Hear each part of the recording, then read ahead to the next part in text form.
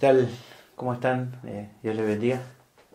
Es una bendición nuevamente poder estar compartiendo este tiempo de la exposición bíblica. Damos gracias al Señor. La semana anterior tuvimos las reuniones de aniversario, fueron muy preciosas y bueno, hoy nos toca retomar la exposición que estamos teniendo de Romanos. Ha sido una bendición haber en su momento también repasado algo de Corintios, pero ya a partir de hoy volvemos a arrancar nuevamente a retomar la carta de Romanos que estamos viendo de manera secuencial. Así que bueno, les animo a ir a la palabra del Señor. Vamos a leer juntos Romanos capítulo 6, versículo 1 al versículo 10. Como siempre les animamos, mantengan su Biblia abierta en el pasaje para luego poder ir mirando cada uno de los versículos que vamos a ir viendo hoy. De esta sección hoy va a ser la primera parte nomás, y luego la semana que viene vamos a continuar. Dice así la palabra del Señor, Romanos capítulo 6, versículo 1 al 10. Lea conmigo, dice: ¿Qué pues diremos? ¿Perseveraremos en el pecado para que la gracia abunde? En ninguna manera, porque los que hemos muerto al pecado, ¿cómo viviremos aún en él? ¿O no sabéis que todos los que hemos sido bautizados en Cristo Jesús hemos sido bautizados en su muerte? Porque somos sepultados juntamente con él para muerte por el bautismo, a fin de que como Cristo resucitó de los muertos por la gloria del Padre, así también nosotros andemos en vida nueva. Porque si fuimos plantados juntamente con él en la semejanza de su muerte, así también lo seremos en la de su resurrección. Sabiendo esto, que nuestro viejo hombre fue crucificado juntamente con él, para que el cuerpo del pecado sea destruido, a fin de que no sirvamos más al pecado. Porque el que ha muerto ha sido justificado del pecado, y si morimos con Cristo, creemos que también viviremos con él. Sabiendo que Cristo, habiendo resucitado de los muertos, ya no muere, la muerte no se enseñorea de él, porque en cuanto murió, al pecado murió una vez por todas, mas en cuanto vive, para Dios vive. Oramos. Padre, te damos gracias por poder comenzar este tiempo de exposición bíblica, en el cual nuestro deseo es que puedas hablar a nuestra vida, hablar a nuestros corazones, animarnos, exhortarnos, fortalecer nuestros corazones, consolarnos, hacer lo que tu palabra se ha propuesto hacer en nuestra vida, que podamos estar atentos, prestar atención, pero que tu Espíritu Santo a través de eso pueda también obrar nuestras vidas trayendo luz y entendimiento para poder comprender cuál es tu voluntad en cuanto a lo que vamos a ver hoy. Te ruego que nos ayudes en todo, que guíes este tiempo, que vos te puedas glorificar y recibas la gloria por medio de esta predicación. Ruego todo esto en el nombre de Cristo Jesús. Amén. Bueno, el título del sermón es La justificación por fe no nos impulsa a pecar. Como le decía, esta es la primera parte del pasaje. Algo que la mayoría de las personas, creo yo, que cada tanto necesitan, es lo que yo le llamo un baño de realidad. Ahora, ¿qué quiero decir con eso, no? Creo que, a lo que me refiero, que muchas veces en nuestra vida estamos un poco desorientados, ¿no? Un poco confundidos, no muy seguros con algunas cosas, y necesitamos que alguien nos ayude a aclarar nuestros pensamientos. Nuestra percepción a veces creo que falla, y entonces está bueno que alguien de afuera, como decimos a veces, que tenga más objetividad, nos pueda guiar y orientar, ¿no? En lo que tenemos dudas o en lo que estamos un poco desorientados. Ahora, ¿qué tiene que ver eso, no? con el tema del sermón de hoy? Bueno, conversando en estos días con un hermano respecto a este sermón, llegaba a la conclusión de que justamente en este pasaje se nos orienta en algo muy importante que a veces, como a veces pasa en otras cosas, nos cuesta ver con claridad. ¿A qué me refiero? Bueno, a la obra que Dios hace en nuestra vida desde el día que Él nos salvó, que Él nos perdonó nuestros pecados, que obró nuestra vida salvándonos de la condenación. Y para que haya justamente un buen entendimiento en esto y para no confundirnos y para no tener una percepción equivocada de las cosas, justamente que Dios mismo fue el que determinó usar al apóstol Pablo para poder darnos guía y luz en cuanto a este tema. Si vos te acordás, la epístola hasta acá viene hablando mucho acerca de la justificación por la fe, ¿no? Ha sido un tema bien desarrollado y del cual hemos visto un montón de cosas. Ahora, sin dejar esta doctrina, sin ya terminar ese tema, La palabra va a seguir hablando sobre eso, pero también se va a agregar otra doctrina que es muy importante también para nosotros, otra doctrina que tiene que ver con aspectos de nuestra salvación, que es justamente, digamos, una doctrina que se necesita comprender correctamente si queremos vivir vidas que sean dignas del Evangelio. ¿Cuál es esa otra doctrina o enseñanza? Bueno, la santificación. Me estoy refiriendo a eso. Sin dejar de lado la justificación por fe, que hasta ahora hemos visto y que vamos a seguir viendo un poco más, también vamos a empezar a ver acerca de la santificación. Y entre varias cosas, ¿no?, que vamos a ir viendo al respecto en todos los capítulos, en esto que comenzamos, en todos otros capítulos que vemos, vamos a ver en un sentido las bases en esta primera sección. Vamos a ver las bases de cómo hay esa relación, ese vínculo entre la justificación y la santificación. Se necesita justamente eso porque los cimientos, digamos, de todo esto se va construyendo a partir de esta parte, ¿no? Los cimientos de la justificación son los que luego establecen la doctrina de la santificación. O también podríamos decir de esta manera, ¿no? Sin justificación no puede haber santificación. O sea, se necesita una para que entonces esté la otra. Pero también a la vez, si hay justificación, como vamos a ver también en todo lo que vamos a ver ahora, irremediablemente tiene que haber santificación. Porque son cosas que están muy ligadas. Son dos cosas diferentes, no es lo mismo la justificación que la santificación, pero que están ligadas entre sí. Están muy vinculadas entre sí, completamente vinculadas. El Catecismo de Westminster dice al respecto lo siguiente: aunque la santificación está inseparablemente unida a la justificación, se diferencian en que en la justificación Dios nos imputa la justicia de Cristo, mientras que en la santificación su Espíritu nos infunde la gracia y nos capacita para el ejercicio de ella. En la primera, en la justificación, el pecado es perdonado. En la segunda, en la santificación, es sojuzgado, que significa sujetado o dominado.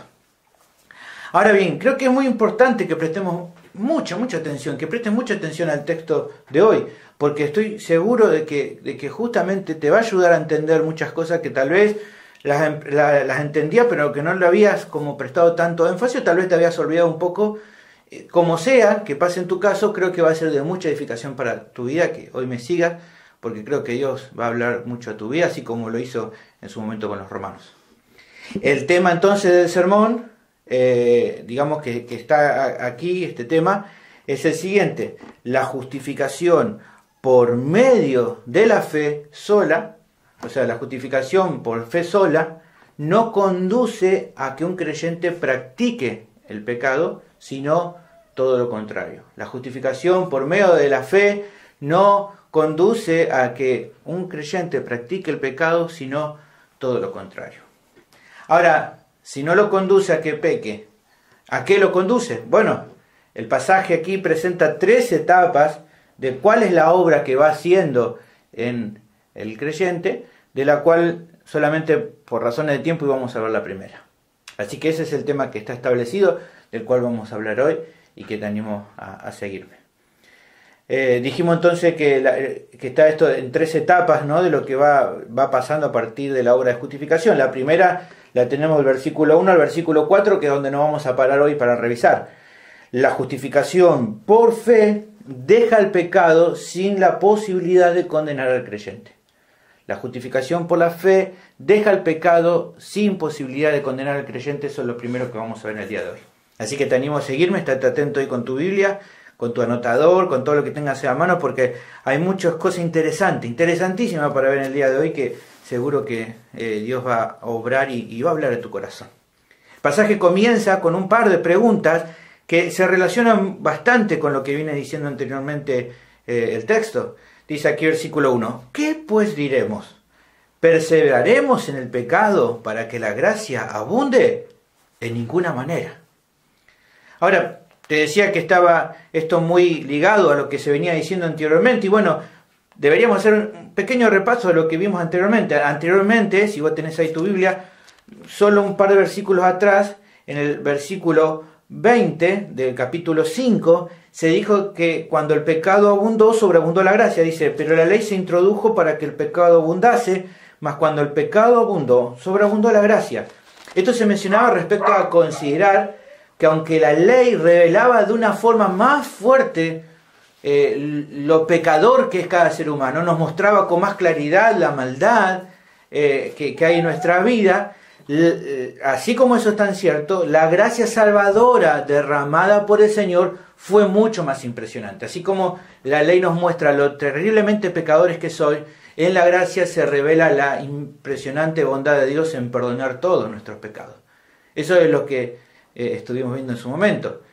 Tan grande esta gracia como para perdonarnos, para poder obrar en la transgresión heredada de Adán, como para perdonar todo el resto de los pecados que han cometido aquellos que se acercan a Dios por medio de la fe, a Cristo, que creen en Jesús. La gracia sirve para perdonar entonces la transgresión que han heredado de Adán, porque todos en él pecamos, y también todas las otras transgresiones que cada uno de aquellos que creen en Cristo han cometido en su vida.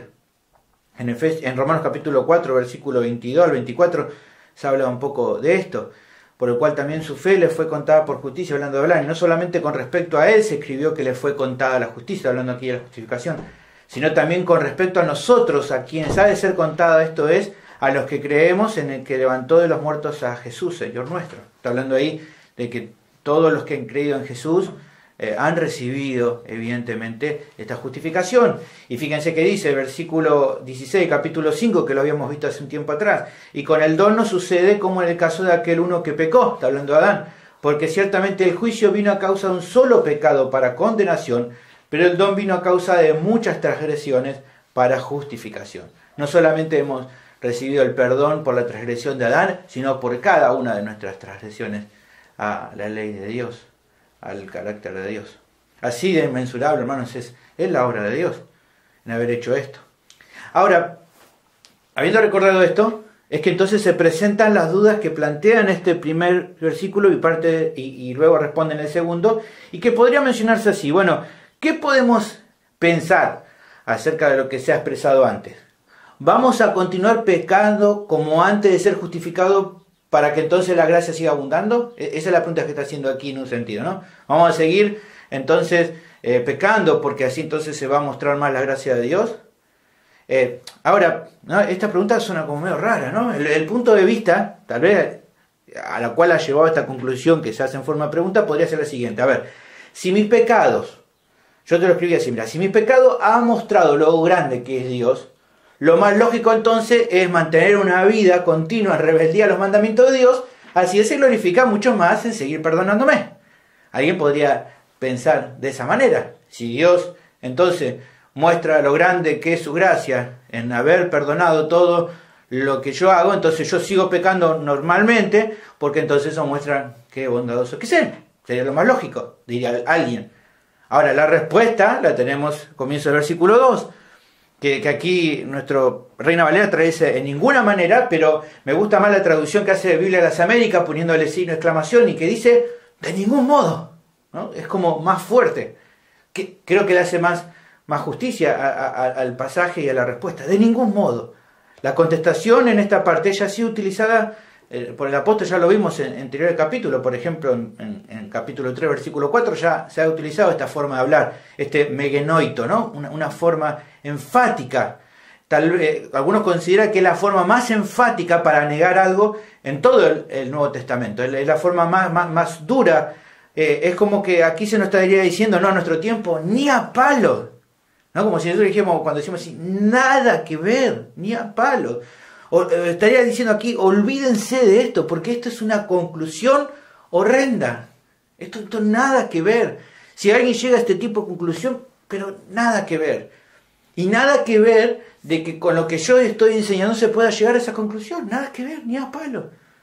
Megenoito, de ningún modo. Ahora, creo que conviene, ¿no?, revisar en detalle qué es lo que está queriendo dar a entender con que esta negación sea tan firme. Ahora, creo yo, para poder entender que, primero, está bueno que podamos ver qué no está queriendo decir con negar esto. Cuando Pablo está negando esto, esta conclusión que llega al versículo 1, ¿qué está queriendo decir? Bueno, ahora lo vamos a ver, pero antes miremos lo que no quiere decir. Cuando Pablo asegura, por un lado, que los creyentes de ninguna manera pueden seguir pecando como antes, no está enseñando aquí que ellos no puedan volver a pecar, porque eso sería incorrecto. La realidad, y todos lo sabemos, es que luego de nuestra conversión, una vez que Dios ha obrado en nuestra vida salvándonos, todavía seguimos pecando. Esa es la realidad. De hecho, en un par de versículos más adelante, el mismo Pablo habla en Romanos 6, 2 y 13, no reine pues el pecado en vuestro cuerpo mortal, no presentéis vuestros miembros al pecado.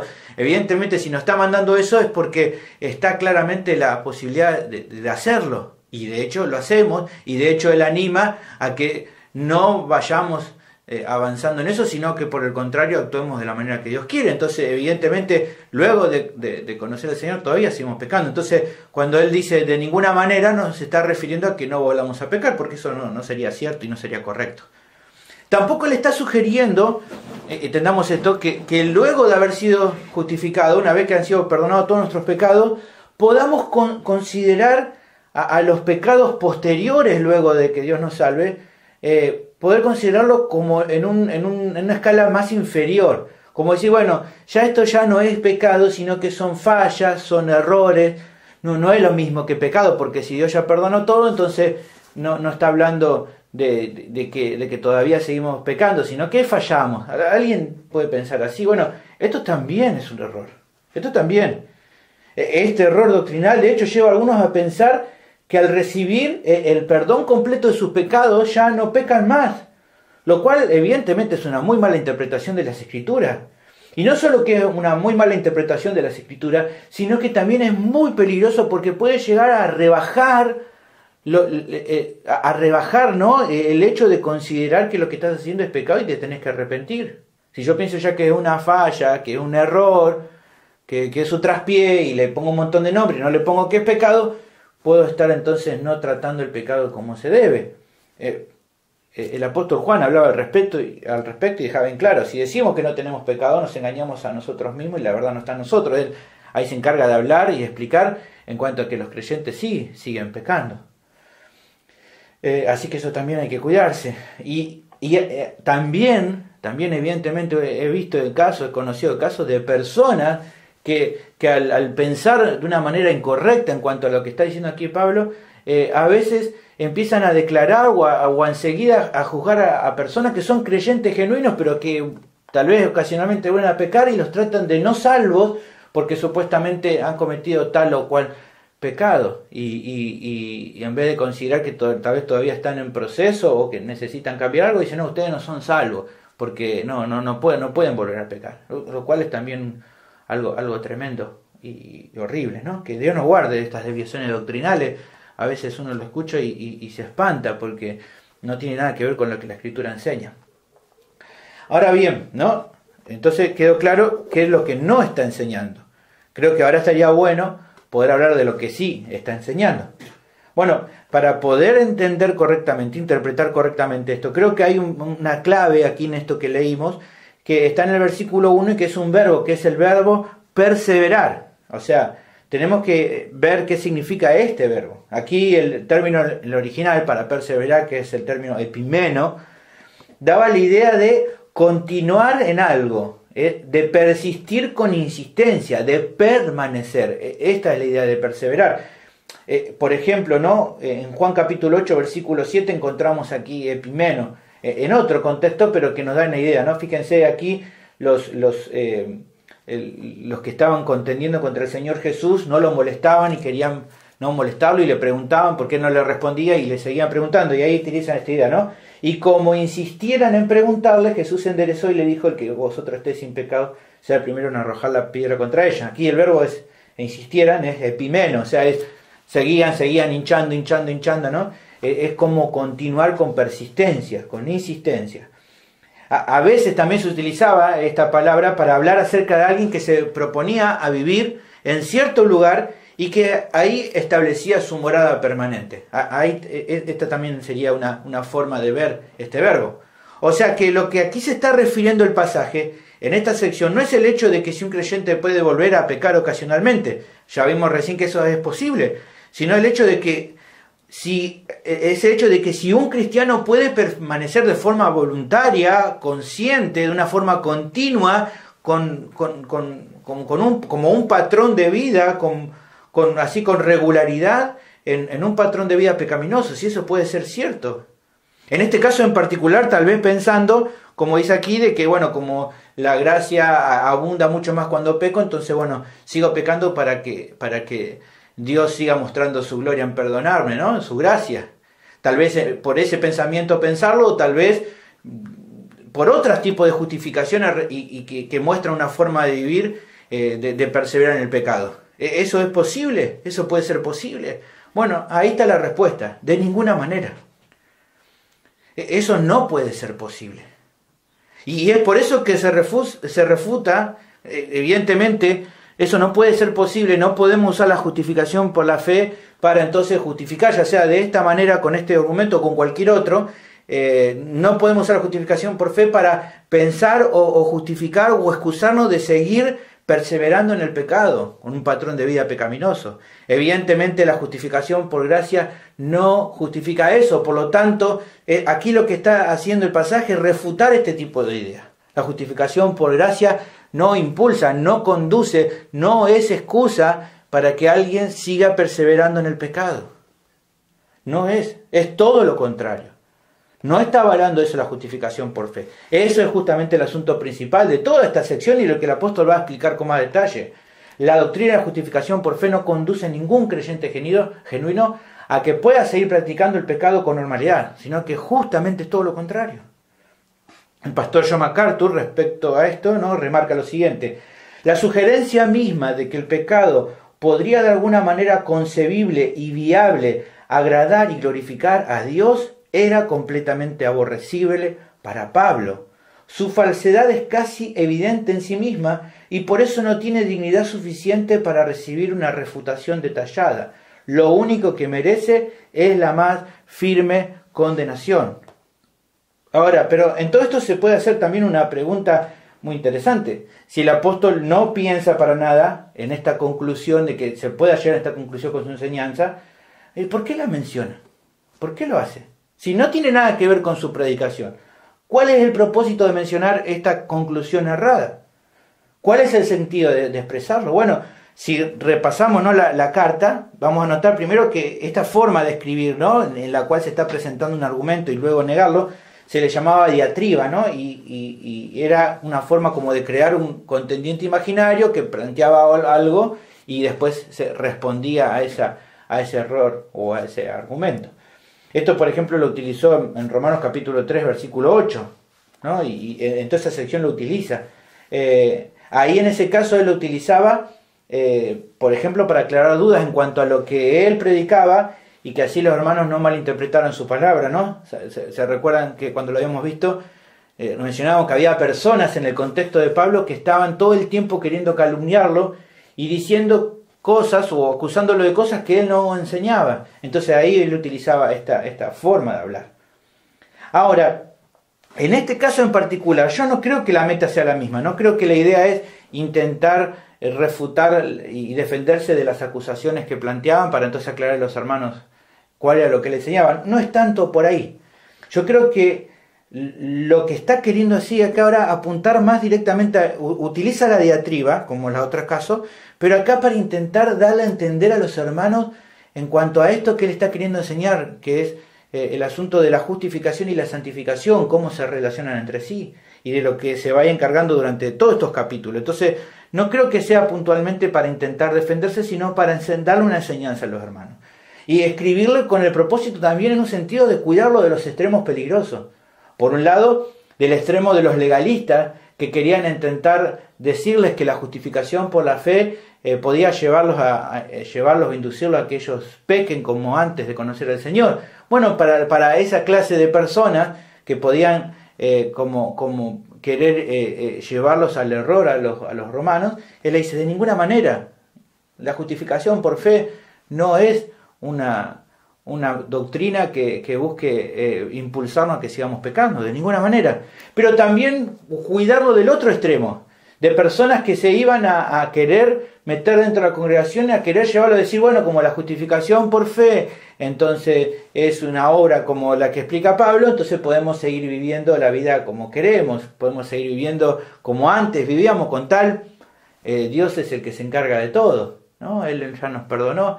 Bueno, ante ese tipo de personas, también la respuesta es de ninguna manera, porque la justificación por fe no lleva a eso, no lleva a pensar eso, no tiene nada que ver con eso. Entonces, lo que Pablo en sentido está diciendo es, cuídense de esos dos extremos, cuídense de los que quieren llevarlos al legalismo y cuídense de los que quieren llevarlos al libertinaje.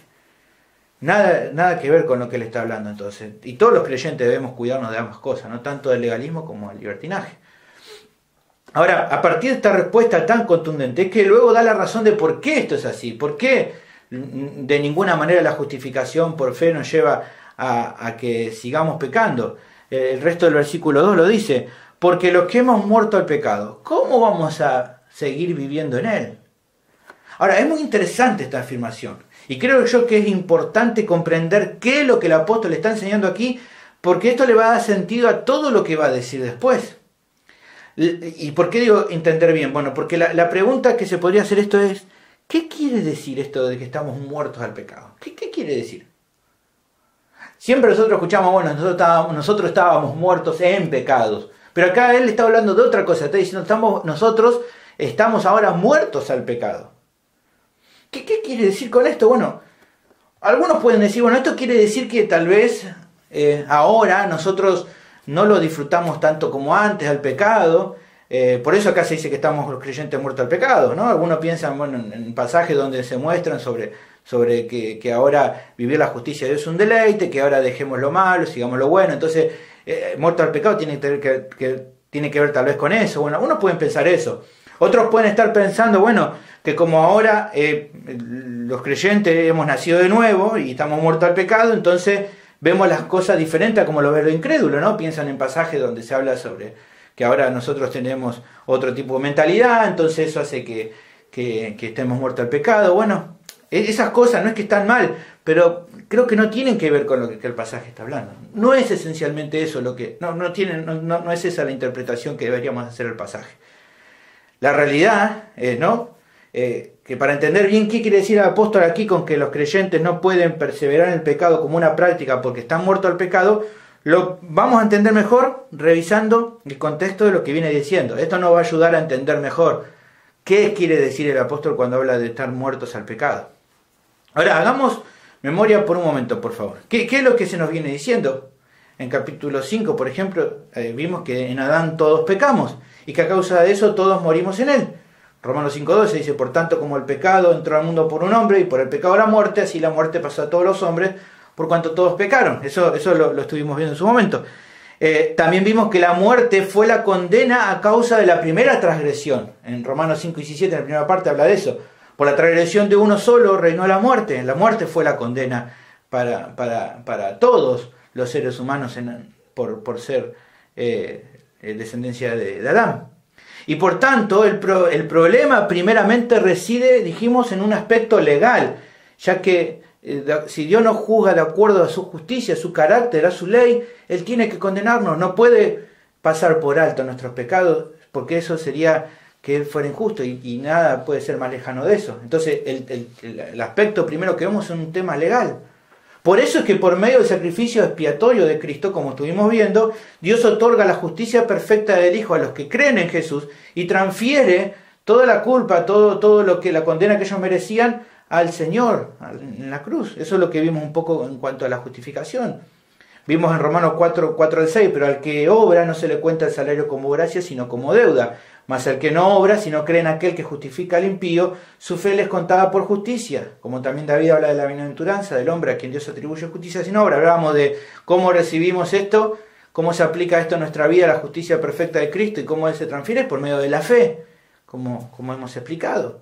Y por medio entonces de esta obra de justificación, Dios le absuelve a los pecadores que creen en Jesús de todo culpa y cargo, como vimos en 3, 21 al 24. Pero ahora, aparte de la ley, se ha manifestado la justicia de Dios, testificada por la ley y los profetas, la justicia de Dios por medio de la fe en Jesucristo, para todos los que creen en Él, porque no hay diferencia, por cuanto todos pecaron y están destituidos de la gloria de Dios, siendo justificados gratuitamente por su gracia, mediante la redención que es en Cristo Jesús. A esta hora dijimos, ya lo estuvimos viendo, se le llama justificación por fe, que es por fe porque justamente que sea por fe muestra de que es por gracia. Y que sea por gracia muestra que ya no depende de los pecadores el poder recibir esta obra, sino que es una obra completa de Dios de principio a fin. Esto es todo lo que viene demostrando el apóstol por medio de su argumentación, que en la justificación no hay ninguna participación de nuestra parte, que el hecho de creer es mostrar que no hay nada en nosotros de al cual podamos aferrarnos para ser salvos, sino es tener que rendirnos e ir a Cristo para que entonces Él obre nuestra vida. Ahora, con todo esto en mente, ¿no? Hicimos un repaso para poder entender ahora esto que está queriendo decir aquí, ¿no? Con todo esto en mente ahora se puede comprender lo que quiere decir que hemos muerto al pecado. Lo que está queriendo decir con aquí el pasaje, lo que está queriendo decir el apóstol con que hemos muerto al pecado, es que ya no pesa sobre nuestras vidas la condena legal que hemos heredado de Adán y por el resto de nuestros pecados. Que ya esa condena que había en nosotros, esa condena que pesaba, ya partiendo del hecho de ser descendencia de Adán y también por el resto de nuestras transgresiones, ya no pesan sobre nosotros, ya no somos más condenados, ya no más.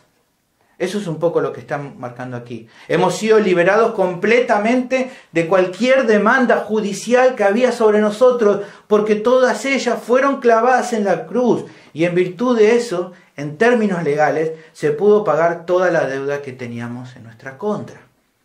Para el pecado, en ese sentido morimos, y por lo tanto ya no puede condenarnos como antes de haber creído en Jesús. No puede condenarnos, porque para el pecado morimos.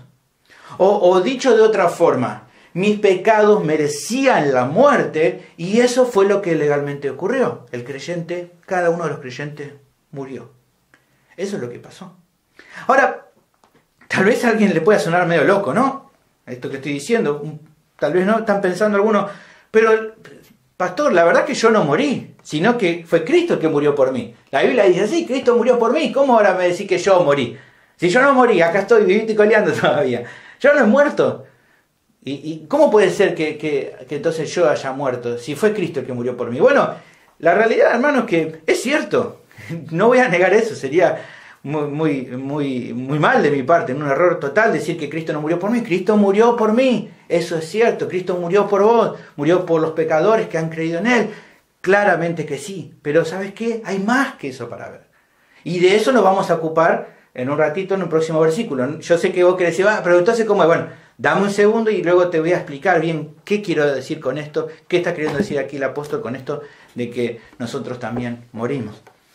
Antes de ver eso, creo que nos queda concluir, ¿no?, con el argumento que el apóstol quiere dejar bien claro y que se pueda llegar ahora a entender de una manera más clara. Si los creyentes entonces hemos muerto al pecado, o sea, hemos sido liberados de la condena legal que había nosotros, ¿cómo entonces podríamos seguir viviendo en él, en el pecado? O sea, es prácticamente es improbable, imposible que un creyente pueda seguir practicando el pecado con normalidad, o sea, que no se esté santificando cuando antes ha sido justificado, o sea, que el pecado ya no puede seguir condenándolo. Si ya el pecado no te puede seguir condenando, ¿cómo vas a seguir sirviéndole como un esclavo? Si ya no tiene la posibilidad de volver a condenarte. Porque si fuiste justificado, entonces vas a ir creciendo en santificación, porque una cosa no puede desligarse de la otra. Esto es lo que está queriendo demostrar el apóstol. Si legalmente ya has muerto para el pecado, ¿cómo vas a seguir viviendo en él como cuando te condenaba? Ahora, ¿por qué hace falta aclararlo? Ya desde el arranque y en todo lo que va a ir describiendo después, ¿no? ¿Por qué va a aclarar esto de entrada, ¿no? De esto legal. Bueno, creo que pasa que se aclara porque de lo segundo, de la santificación, vamos siendo conscientes nosotros a medida que vamos creciendo la fe, vamos viendo nuestra santificación en un sentido, notamos los frutos de nosotros, pero de lo primero, de la justificación, nosotros no lo vemos, no vemos eso. ¿Por qué? Porque es algo que ocurre en el cielo, con Dios absolviéndonos de toda condena y determinando que nosotros morimos al pecado. Es algo que no pasa, no es una experiencia que nosotros podamos ver, es algo legal, que ocurre en el cielo, con una obra que Dios hace. Por eso hacía falta entonces que el apóstol, inspirado por el Espíritu Santo, nos contara esto que es tan real y tan glorioso en nosotros, para nosotros que nosotros no vemos, que hemos muerto al pecado. Esto es real. La Biblia lo muestra, aunque nosotros no lo podamos notar, no lo podamos ver. No podemos ver, pero esto es así. La Biblia lo asegura, que ya no hay condenación para nosotros. Y por eso ya no hay motivo de pensar que podríamos seguir viviendo como cuando éramos esclavos al pecado.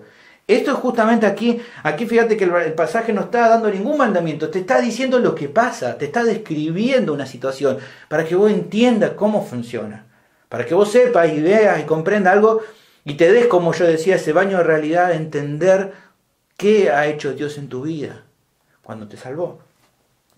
Ahora bien, ¿no? Creo que habiendo entendido con claridad lo que se estaba expresando aquí, ya te he cerrado ese tema, ahora sí podemos avanzar, ¿no? A comprender cómo es posible entonces que los creyentes hayan muerto al pecado, cuando verdad el que murió en la cruz por nuestros pecados fue el Señor Jesús. ¿Cómo se resuelve eso entonces? Bueno, a continuación el pasaje del versículo 3 nos da la clave. Dice: ¿o no sabéis que todos los que hemos sido bautizados en Cristo Jesús hemos sido bautizados en su muerte? Ante, ¿no?, la duda de aquellos que no podían entender bien cómo es que hemos muerto al pecado, se presenta aquí el motivo, se da la explicación de por qué hemos muerto al pecado, y a la vez también nos puede sonar un poco extraño decir, bueno, la respuesta, pero tu respuesta me dio más dudas que certeza. Bueno, lo vamos a explicar, pero al menos pareciera de entrada que esa respuesta es media rara. Hemos muerto al pecado porque hemos sido bautizados en Cristo Jesús. Ahora, ¿qué significa esto? ¿No? Y creo que nuevamente tenemos que ver bien las cosas, entender correctamente, porque si no se interpreta correctamente podemos equivocarnos, sonarnos de vuelta, ¿no? Entonces la explicación queda clara, ¿no? Los creyentes, según lo que dice el pasaje, ahora vamos a intentar entender, pero hemos visto en la primera parte, dice, aquí lo que asegura la palabra es que los creyentes han muerto al pecado porque han sido bautizados en Cristo. Esa es la verdad que está aquí. Ahora, esto es lo que el apóstol quiere justamente que no se olviden. Fíjense que arranca diciendo, ¿o no saben? ¿No se acuerdan de esto? ¿No recuerdan esto? Piensen en esto. Los que han muerto en pecado, ¿por qué? Porque han sido bautizados en Cristo. Ahora, pregunta, pastor, sí, ¿cuál es la pregunta? ¿Qué significa ser bautizado en Cristo? Bueno, aquí es justamente donde tenemos que nuevamente pararnos y ver qué significa eso. ¿Qué está queriendo decir aquí con que somos bautizados en Cristo? Es claro que Pablo, evidentemente aquí, cuando habla de que hemos sido bautizados en Cristo, no está hablando sobre la ordenanza del bautismo en agua, el bautismo de inmersión, no está hablando de eso en particular, como un acto que nos libra de la condena al pecado. No está diciendo aquí de que cuando somos bautizados en agua, entonces ahí se nos libra de la condena al pecado. No puede estar hablando de eso. Sería como contradecir todo lo que dijo anteriormente, explicando que la justificación por fe es un acto de gracia. Si es por gracia, no puede ser por una obra que hagamos. Ahora, sino que aquí me viene la idea de que ser bautizados en Cristo, esta idea de bautizo en el original, la idea de la palabra apunta a nuestra unión o identificación con Él. ¿Qué significa esto de identificarnos con Cristo? A hacernos uno con Él. Después buscad, si querés, la palabra identificación en el diccionario en castellano, nos habla que habla de esto, de dos cosas que se unen y se vuelven uno. Y cambia la situación de lo que se unió. Es un poco esto. Mira, para entenderlo mejor, creo que un erudito bíblico llamado Kenneth West define el concepto de ser bautizados que se utiliza aquí, ¿no?, que se presenta en esta parte. Y lo define así, mira, dice, al hablar del bautismo, de ser bautizados, dice, es la introducción o colocación de una persona o cosa en un nuevo ambiente o en unión con algo diferente al punto de alterar su condición o su relación con el ambiente o condición previo. Es hacerse uno para que entonces todo lo que era antes cambie en virtud de esa unión. Un ejemplo, ¿no?, de esto de identificarnos, de unirnos de unirse, de esto de bautizarse lo tenemos, por ejemplo, en la relación que había entre Moisés y el pueblo de Israel. Ahí también se utiliza esta palabra, ¿no? 1 Corintios capítulo 10, versículo 1 y 2 dice: no quiero, hermanos, que ignoréis que nuestros padres todos estuvieron bajo la nube, y todos pasaron el mar, y todos en Moisés fueron bautizados en la nube y el mar. ¿Cómo que todos se bautizaron en Moisés? Ven que, ¿por qué traigo este ejemplo? Para que vean que no siempre bautismo quiere hablar en cuanto al bautismo en agua. Acá evidentemente no está hablando de eso. ¿Qué quiere decir esto? Que evidentemente los israelitas estaban tan vinculados con su líder que en un sentido participaban de todas las cosas que ocurrían en él. Por eso el pasaje habla como que ellos estaban bautizados en Moisés, porque estaban unidos a él. Y todo lo que pasaba con Moisés en un sentido también le pasaba a ellos. Ahora bien, aunque esto es así, evidentemente en el caso del creyente, de los creyentes con el Señor, el bautismo en Cristo es todavía una unión más profunda e íntima que la de Moisés con los israelitas. Es mucho más profunda e íntima. Incluso una que es permanente, que se mantiene por siempre. Moisés no pudo mantener siempre, porque en un momento murió, ya no estuvo más con los israelitas. Pero aquí es una unión que es permanente. Desde el día que Dios nos salvó, estamos unidos a Cristo, hemos sido bautizados en Él. Eso es un poco lo que estamos viendo aquí. Lo que quiere decir aquí con bautizados en Cristo. Gálatas capítulo 3, versículo 27, nos habla un poco de esto. Dice: porque todos los que habéis sido bautizados en Cristo, de Cristo estáis revestidos. ¿Ven? Somos uno con Él, es como que nos reviste. Está queriendo decir como, estás unido a Él. Te identificaste con Él. Ahora sos una nueva identidad, estás en Él, estás en Cristo. Y este tipo de unión es una unión que permanece para siempre. El mismo Señor lo adelantó cuando Él dio la gran comisión en Mateo 28:20. Él le asegura y dice: enséñenle que guarden todas las cosas que yo he mandado. Y la promesa es: he aquí yo estoy con vosotros todos los días hasta el fin del mundo. Él va a estar con nosotros siempre. ¿Por qué? Porque hemos sido bautizados en Cristo. Entonces nos hemos identificado con Él. Somos uno con Él. Y debido a que somos uno con Él, los creyentes se ven afectados por aquellas cosas que tienen que ver con Cristo. Así como Él ha sido bendecido por el Padre, nosotros somos bendecidos con Él. Así como Él ha recibido toda clase de bendiciones espirituales, nosotros somos bendecidos espiritualmente con Él. Y así con todo el resto de las cosas. Si Él sufrió, nosotros también vamos a sufrir. Si Él ha sido glorificado, nosotros somos glorificados con Él. ¿Por qué? Porque estamos unidos a Cristo. Efesios 1:3 nos habla de esto. Bendito sea el Dios y Padre nuestro Señor Jesucristo, que nos bendijo con toda bendición espiritual en los lugares celestiales en Cristo. ¿Cómo podemos haber recibido este tipo de bendición? Porque estamos unidos a Él. Y es a partir entonces de comprender esto que podemos avanzar en interpretar correctamente todo lo que va a venir después y entender con claridad cómo es que hemos muerto al pecado. ¿Cómo es que hemos muerto al pecado? Dijimos porque fuimos bautizados en Cristo. ¿Y qué significa eso? Bueno, los que hemos sido bautizados en Cristo, hemos sido bautizados, dice el pasaje, en su muerte. O sea, pensá en tu mente esto.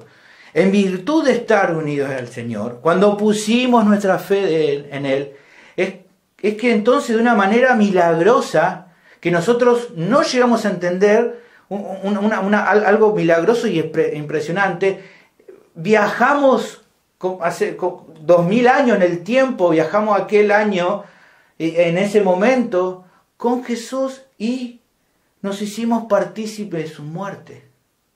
Cuando decimos de que estamos bautizados en Cristo Jesús y por tanto bautizados en su muerte, estamos diciendo que en un sentido nos hicimos partícipes de su muerte. Cuando Él murió, en un sentido vos también moriste. Entonces, ¿por qué nosotros morimos al pecado? Esa es la pregunta. Bueno, a causa de estar identificados con Cristo, nos unimos en un sentido de su muerte, y por eso es así que como Él pagó nuestra deuda, nosotros ya no tenemos ninguna deuda y condena pendiente con el pecado. Por eso nosotros morimos al pecado, porque en un sentido morimos con Cristo en virtud de nuestra unión con Él. Por eso no le pertenecemos más al pecado, ni el pecado tiene autoridad para volver a condenarnos. Entonces, ¿cómo pueden considerarse entonces a partir de esto a la justificación como algo que nos puede conducir a seguir pecando como cuando estábamos condenados y justamente hizo todo lo contrario? Nos llevó a que ya el pecado no nos pudiera condenar más. Ahora, no solo que se nos asegura que en virtud de estar unidos a Cristo hemos sido bautizados en su muerte, sino que también a continuación el pasaje explica lo siguiente, versículo 4, porque somos sepultados juntamente con Él para muerte por el bautismo, a fin de que como Cristo resucitó de los muertos por la gloria del Padre, así nosotros también andemos en vida nueva. O sea, el bautismo en Cristo, la identificación con Él, no solo produjo que hayamos muerto con Él, sino que también fuimos sepultados juntamente con Él. Esto quiere decir, cuando habla de la sepultura y se menciona tanto, es que no queda duda de que morimos en Él. Así como el tiempo que el Señor estuvo en la tumba demostró que realmente Él había muerto en la cruz por nuestros pecados. Y así también nosotros no solo morimos y fuimos sepultados con Él, de acuerdo a haber sido bautizados en Cristo, sino que incluso resucitamos con Él. ¿Qué significa esto último? Bueno, creo que es algo muy impresionante, muy importante. Gracias a estar identificados con Cristo, como el pasaje aquí indica, así como Cristo resucitó de los muertos por la gloria del Padre, así también nosotros podamos andar en vida nueva. O sea, el hecho de que Cristo se haya levantado entre los muertos hace ver que nosotros no solamente morimos en el pecado, morimos al pecado por medio de Él, sino que ahora también vivimos una vida nueva, libertados del pecado que nos condenaba. Ya vivimos una vida nueva. Como Él resucitó, nosotros también. No solo hay que notar que fue una bendición el hecho de haber sido justificados por fe, y gracias a eso fuimos absueltos legalmente, sino que ahora disfrutamos de una nueva vida con Él. No hay chance de volver a estar bajo el yugo del pecado como antes, porque toda la deuda fue saldada. El pecado ya no nos puede volver a matar. ¿Por qué? Porque en Cristo ya morimos. Ya morimos, ya está. Es como que decir, bueno, la hermana Claudia murió para el pecado. El pecado tenía que matarla. Tenía el poder para hacerlo porque ella pecó. Bueno, ella murió, ella fue sepultada, ella resucitó. Ya está. El pecado no puede volver a matarla otra vez. Porque en Cristo ella ya murió. Y así como el Señor ha resucitado también con un cuerpo nuevo, sin relación con el pecado, nosotros justamente estamos camino a eso. Viviendo ya hoy, con una nueva vida en Cristo, pero esperando nuestra glorificación junto al Señor. Esperamos eso. En Romanos 8:23 habla de eso. No solamente la creación gime, sino que también nosotros mismos, que tenemos la primicia del Espíritu, nosotros también gemimos dentro de nosotros mismos, esperando la adopción, la redención de nuestro cuerpo. Ese cuerpo nuevo, glorificado. Ahora, en todo esto entonces se encuentra la primera etapa de la obra de la justificación por fe en la vida del creyente. ¿Y por qué entonces de ninguna forma se puede mencionar que esta doctrina conduzca a seguir practicando el pecado? ¿Por qué? Porque al ser justificados por fe, al ser justificados por la sola fe, el pecado no tiene posibilidad de condenar al creyente. Ya no puede condenarlo más. Ya el creyente ha muerto al pecado. Ya fue sepultado y ahora vive una vida nueva en la cual ya no hay condenación para los que están en Cristo Jesús, como lo asegura Romanos capítulo 8, versículo 1. Ya no hay condenación para los que están en Cristo. Y si entonces ya no hay más condenación, ¿quién es el que puede volver a acusarnos o a condenarnos? La muerte ya no puede, pero en realidad nadie ya puede condenarnos, porque hemos sido liberados. ¿Quién acusará, dice Romanos 8:33, a los escogidos de Dios? Dios es el que justifica, está clarísimo. ¿Quién es el que condenará?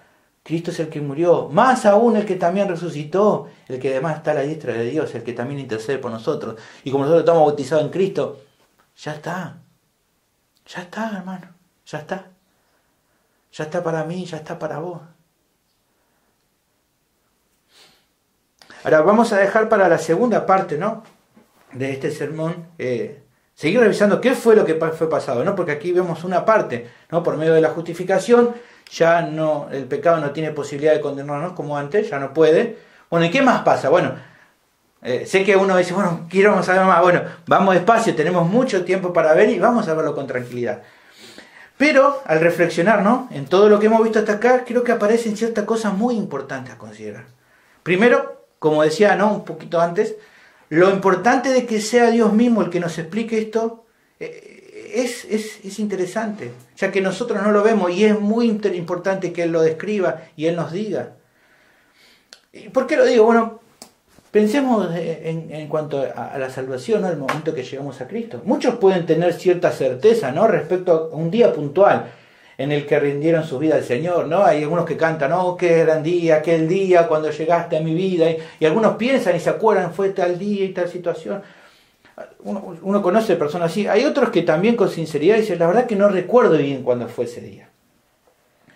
No están bien seguros. Y más allá de esto, lo que realmente importa no es si, bueno, fue un día en el que lloraste todo lo que tenías que llorar, o si fueron muchos días que estuviste llorando, o si tal vez no lloraste tanto, pero tu corazón se quebrantó. La verdad que eso no importa tanto.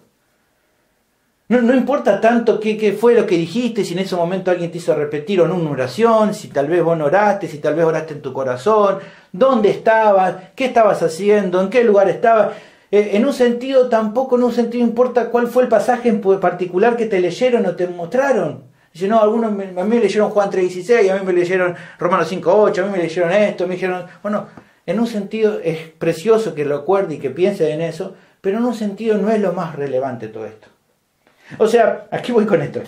Nos conmueve mucho, ¿no? El hecho de pensar cuando leemos los que han leído El progreso del peregrino, ¿no? El personaje cristiano, nos conmueve cuando vemos que él llega al pie de la cruz, ¿no? Y se tira y se humilla ahí a los pies de la cruz y siente como esa carga cae de su espalda. Es precioso, nos conmueve pensar en eso. Pero más allá de lo emotivo que puede ser, que pudo ser el momento de la conversión, el que cada uno de nosotros ha tenido y de lo que vemos ahí, ¿no? En la experiencia del cristiano, en el libro del progreso del peregrino, la realidad es que ninguno de nosotros tuvo esta experiencia que el apóstol aquí nos está relatando. Esto que nos está contando aquí, nadie de nosotros lo ha podido ver. O sea, no hemos sentido, por así decirte, que fuimos a la cruz y que morimos con Jesús. No. Cuando Él dice acá que morimos con Él, no sentimos nosotros que hayamos viajado 2000 años en el tiempo y que se nos haya clavado junto con Jesús. No sentimos eso. No nos sentimos que fuimos sepultados en aquel lugar que José de Arimatea preparó. No estuvimos ahí en ese sepulcro. No sentimos que ese domingo de Pascua nosotros nos hayamos levantado con Jesús. No lo sentimos, no lo vimos, no vemos eso que haya pasado.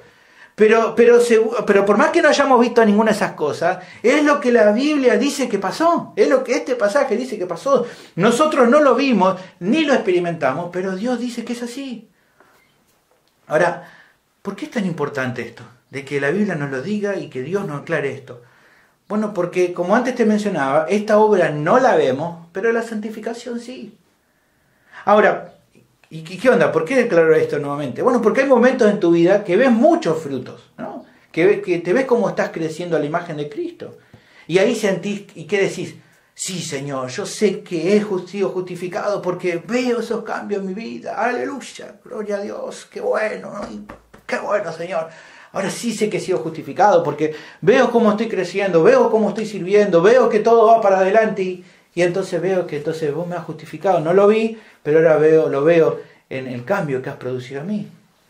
Y eso está bueno, está buenísimo. Pero la pregunta es, ¿qué pasa cuando tropezás? ¿Qué pasa?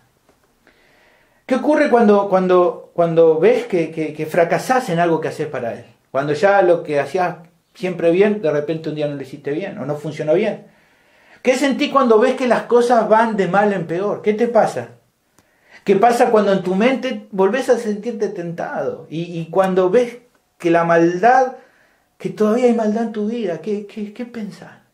¿Qué pasa por tu mente? ¿Qué pasa cuando te volvés a tropezar? ¿Qué pasa cuando volvés a caer? ¿Qué pasa cuando te sentís un fracaso en la vida cristiana? ¿Qué pasa? Ahí la cosa cambia, ¿no? ¿Qué es lo que decimos? ¿Qué es lo que pensamos? Ahí ya no nos golpeamos el pecho, ¿no? No, ahí muchas veces decimos, no, la verdad que no sé si realmente conozco al Señor. Mirá mis fracasos, mirá mis limitaciones, mirá mis luchas. Mirá cómo todavía le sigo fallando al Señor. Y he hablado con personas y he dicho, pero mirá, has tenido conversaciones con hermanos, ¿qué te han dicho? Y te dicen, no, la verdad que sí, pastor. Hay hermanos que ven cambios en mi vida, lo ven y me lo dicen, pero todavía no he avanzado todo lo que me gustaría. Y eso me aflige muchísimo y me hace dudar. Está bien. La respuesta la tenemos aquí en este pasaje, hermano. Aquí este pasaje te está diciendo, amado, amado, quédate tranquilo. Seguí adelante. Busca más de Cristo. Hacé todo lo que tengas que hacer para seguir avanzando en tu santidad. Si tenés que sacarle una computadora de tu pieza porque de esa manera te va a ayudar a que no veas nada malo de vuelta, hacelo. Si tenés que tal vez confesarle a algún hermano de una lucha que estás teniendo, de un pecado que estás cometiendo, si tenés que contarle para que entonces ese hermano te pueda ir supervisando, orando por vos y viendo cómo seguís con eso, hacelo. No tengas miedo, hacé todo lo que tengas que hacer para ir creciendo en tu vida. Todo eso es bueno, pero no te olvides de algo que es tan importante como eso. ¿Qué es?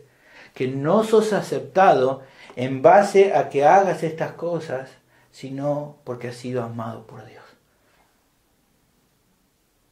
Esa es la realidad. Y Él te lo ha demostrado y te lo describe lo que ha hecho por vos en este pasaje. En su bondad, Él te ha unido a Cristo. El pecado, hermanos, el pecado lucha en tu vida, claro que sí, pero ya no te puede condenar. Él lo sabe, el pecado lo sabe, pero aún así va a intentar hacerte caer de nuevo.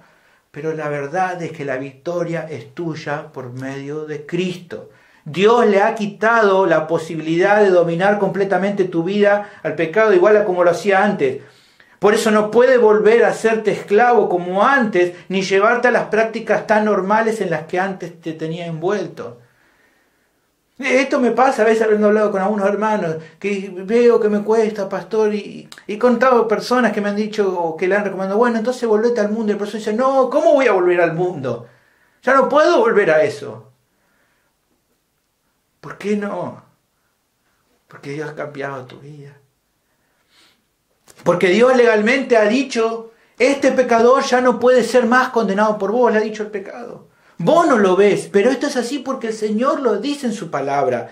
Vos tenés que creerlo de todo corazón y vivir de acuerdo a esta verdad, porque justamente esa es la voluntad de Dios para tu vida. Realmente, hermanos, la obra de la justificación por fe no está hecha simplemente para que la estudies.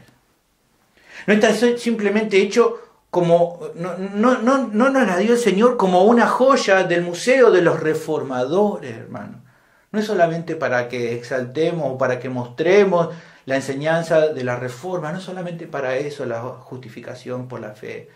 La justificación por la fe es como un remanso de paz para aquellos que van a batallar día y noche contra el pecado hasta que Cristo vuelva por su iglesia o hasta que ellos vayan a su presencia. Esta sección te anima también a regocijarte y alabar al Señor por tan grande obra que ha hecho en tu vida. Sos llamado, como que dice, no saben, evidentemente sos llamado a recordar continuamente lo que Él ha hecho por vos, no como motivo de justificar tus pecados, sino para que tu vida se quebrante al pensar en lo que el Señor ha hecho por vos. Soy llamado a recordar el Evangelio para recordar lo que Él hizo por vos. Porque la realidad es que los cristianos que han crecido más en santidad son generalmente aquellos que han visto al Evangelio de la fe en Jesús como una base fundamental y apoyo de su vida y servicio. Son aquellos que continuamente se exponen a este Evangelio, a estas doctrinas, que son los que van creciendo en su santidad.